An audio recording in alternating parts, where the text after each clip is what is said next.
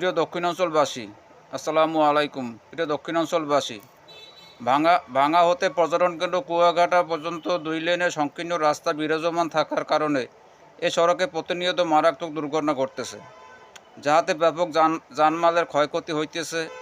এই মহাসড়কে প্রতিদিন হাজার হাজার বাস, ট্রাক, কাভার ভ্যান ও ব্যক্তিগত গাড়িতে মানুষ জীবনের ঝুঁকি নিয়ে চলাচল করতেছে এবং দুর্ঘটনায় মৃত্যুবরণ করতেছে। মহাসড়কটি অত্যন্ত সরু বিধায় ব্যাপক যানজটের কারণে ভাঙা হতে বরিশাল পৌঁছাতে 4 ঘন্টার অধিক সময় ব্যয় হয়। পদ্মা সেতুর সুফল মূলত দক্ষিণাঞ্চলের জনগণ ভোগ করতে পারতেছে না। এতদ অঞ্চলে ব্যবসায়ীদের মালামাল পরিবহনে যথেষ্ট ব্যাঘাত ঘটতেছে। দ্বিতীয়ত, চীন সরকার বাংলাদেশে বিশেষায়িত হাসপাতাল নির্মাণ করবে, যার একটি বরিশাল বিভাগে করার জোর দাবি জানাচ্ছি। এমত অবস্থায় দক্ষিণাঞ্চলে মানুষের প্রাণের দাবি ভাঙ্গা হতে কুয়াকাটা 6 লেনের মহাসড়ক নির্মাণ ও বরিশাল বিভাগে চীন সরকারের সহায়তায় একটি বিশেষায়িত হাসপাতাল নির্মাণ করার জোর দাবি জানাচ্ছি। এ ব্যাপারে আপনাদের মতামত কামনা করছি।